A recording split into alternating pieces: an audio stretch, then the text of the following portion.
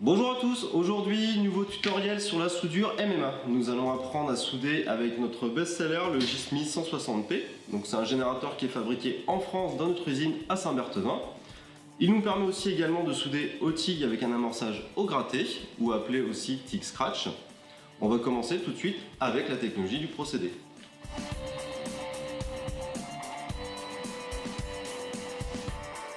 Le procédé MMA, donc qui veut dire manuel métal arc, est un procédé arc électrique qui a été créé en 1904. Nous avons besoin d'un générateur, d'une pince de masse, d'un porte-électrode et des électrodes. Nous n'avons pas besoin de gaz pour la soudure au MMA. Son accessibilité et sa portabilité en font un procédé de choix pour les particuliers, pour les artisans, mais aussi dans le monde de l'industrie, par exemple sur les pipelines.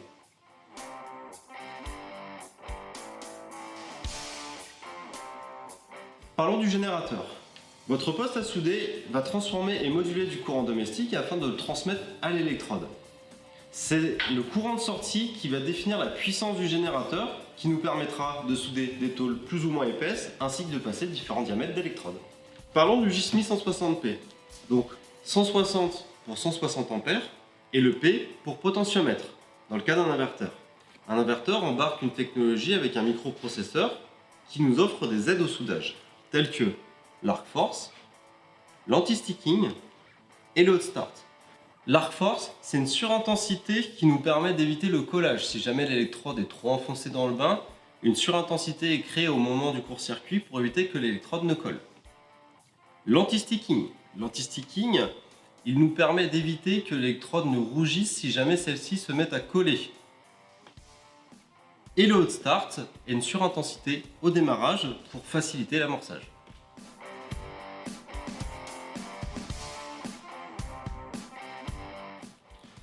Nous allons donc commencer par déballer le produit.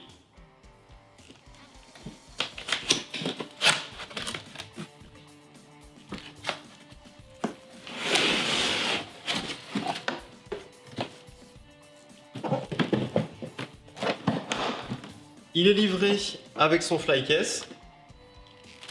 Dans le flycase, nous allons retrouver la notice du 160P, le générateur de soudage,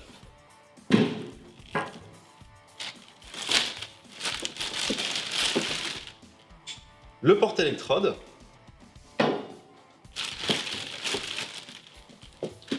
la pince de masse et une sangle pour porter le générateur sur l'épaule. Donc avant de souder, je vais vous détailler chaque élément du kit.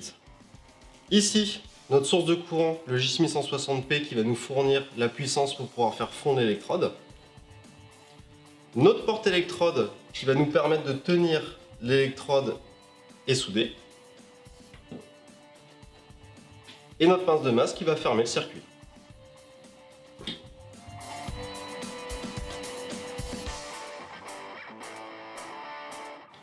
Parlons de l'électrode. Donc celle-ci va vous permettre de définir la nature du métal à souder ainsi que son épaisseur. Donc voici une électrode, j'ai pris un diamètre 8 pour que ce soit un petit peu plus explicite. Nous avons donc une première partie qui est l'âme de l'électrode. C'est cette âme qui définit le diamètre de l'électrode, par exemple dans notre cas un diamètre 8. Nous avons aussi cette partie qui est l'enrobage, qui va fondre au moment où nous allons faire l'arc électrique, qui va faire office de protection pour éviter que le cordon ne s'oxyde. Avant de commencer à souder, nous allons nous référer au paquet d'électrodes. Il contient toutes les informations que nous avons besoin de connaître. Donc, dans notre cas ici, un diamètre 2,5. Pour une épaisseur en angle à plat entre 2,5 et 6. Et à peu près un courant de soudage de 80 ampères. Ici, vous avez la résistance mécanique, la composition chimique. À nouveau le diamètre d'électrode et le nombre d'électrodes par paquet. Et la longueur de celle-ci. Si vous tournez l'emballage, ici vous avez le carré des positions de soudage, c'est toutes les positions de soudage que l'électrode autorise, la tension à vide pour pouvoir passer l'électrode sans problème, et l'indication du branchement du porte-électrode, donc ici dans notre cas au moins.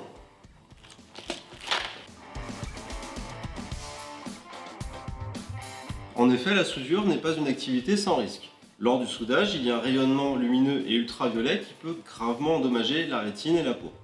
De plus, lors du soudage, l'arc peut aisément dépasser les 1000 degrés. Nous avons donc affaire à des températures assez extrêmes.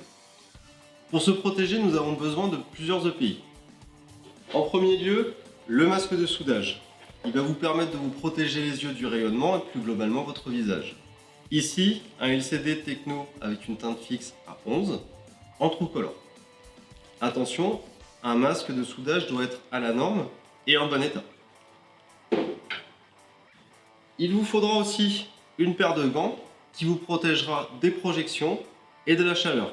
Attention, une pièce après soudage peut dépasser les 300 degrés. Il faut que les gants soient en bon état et à la norme. Une veste de soudage ou une veste en coton qui vous protégera des rayonnements et des projections. Si vous soudez en intérieur, assurez-vous que la pièce soit bien ventilée.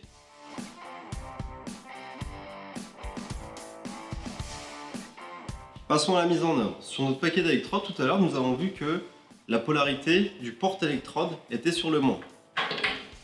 Sur la connectique, il y a un petit détrompeur ici. Donc, je branche sur le moins et je tourne d'un quart de tour pour verrouiller. Ma pince de masse ira donc sur le plus. Donc ici, sur notre interface, nous avons des repères qui nous permettent de savoir quel diamètre d'électrode et quel ampérage est conseillé. Ici, 40 ampères pour un diamètre 1,6, 55 pour un diamètre 2 mm et 80 ampères pour un diamètre de 5. Nous avons donc branché notre porte-électrode et notre pince de masse selon le paquet d'électrodes. Je vais ensuite brancher le générateur au courant.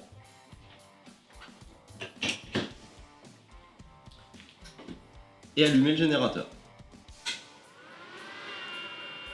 Donc, je vais le régler sur 80 ampères, puisque nos électrodes sont des électrodes de 2,5 et ce qui est préconisé comme courant, c'est 80 ampères.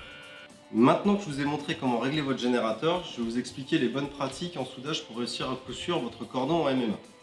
Pour illustrer mon exemple, je vais faire des soudures en bout à plat. Nous avons donc nos deux tôles à assembler. Pour commencer, il va falloir amorcer. Pour cela, je vais gratter l'électrode sur les pièces à souder. Une fois l'arc établi, je vais tirer mon cordon. Au MMA, il faut toujours tirer le cordon. L'âme métallique de l'électrode va fondre et se déposer sur la pièce. Et je vais devoir tirer, mais en même temps pousser mon électrode dans le bain puisque l'âme métallique va fondre. Si vous arrêtez le soudage en cours et que votre électrode n'est pas finie, pour réamorcer, il faudra casser le petit cratère qui s'est formé puisque c'est l'âme métallique qui va créer l'amorçage. Donc pour cela, je casse légèrement l'enrobage pour laisser apparaître l'âme métallique qui va me permettre d'amorcer facilement.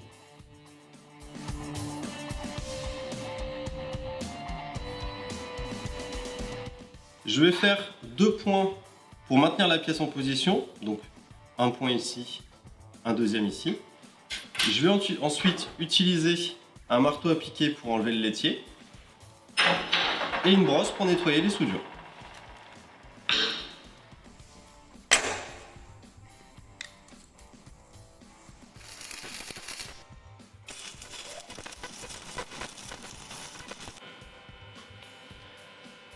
Une fois mes points faits, pour éviter tout accident, il vaut mieux enlever l'électrode du porte-électrode. En effet, si je pose le porte-électrode sur la table avec l'électrode, il y a risque d'amorçage.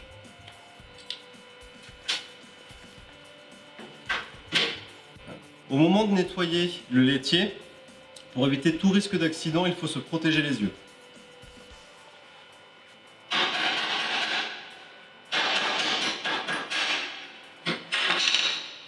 Une fois le laitier enlevé, je vais brosser ma soudure.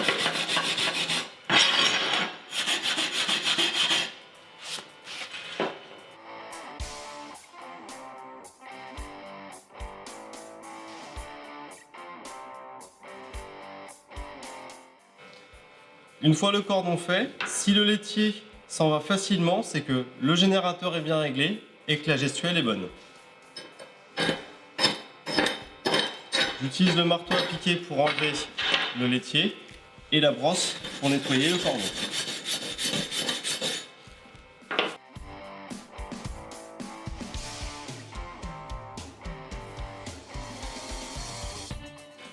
Nous allons faire le même exercice, mais cette fois-ci en onglet plat.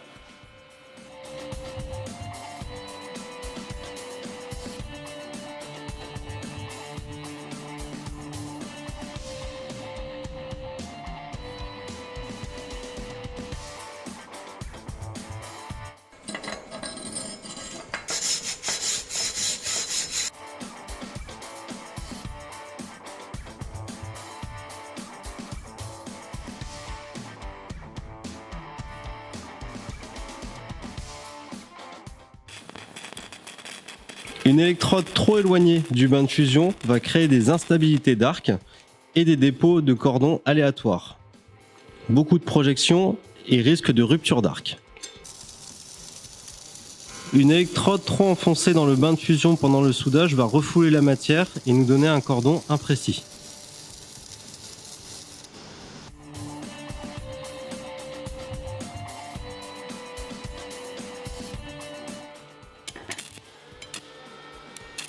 Un ampérage trop faible par rapport au diamètre de l'électrode peut nous créer des collages à l'amorçage et un faible taux de dépôt.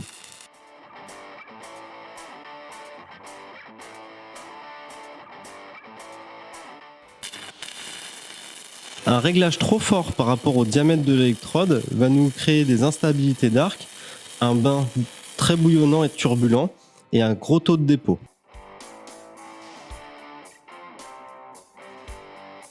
Donc bon à savoir, vos restes d'électrodes peuvent être jetés avec les déchets métalliques.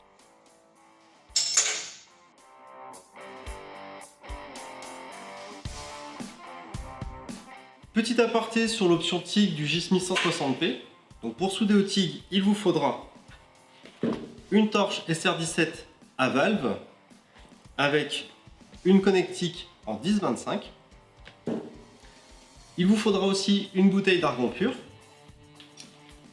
Votre pince de masse qui est fournie avec le 160P et votre générateur de soudage. En TIG, la pince de masse est toujours branchée au plus. Ici, le plus.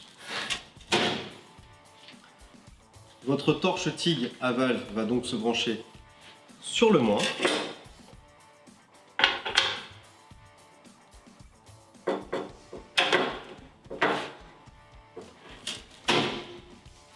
Votre flexible de gaz de la torche va se brancher sur le mano détendeur.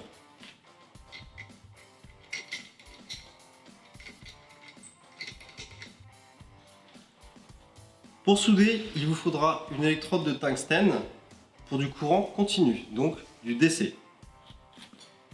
Pour le réglage du générateur, nous allons prendre comme point de repère 40 ampères par millimètre. Ici de la 3, donc à peu près 120 ampères.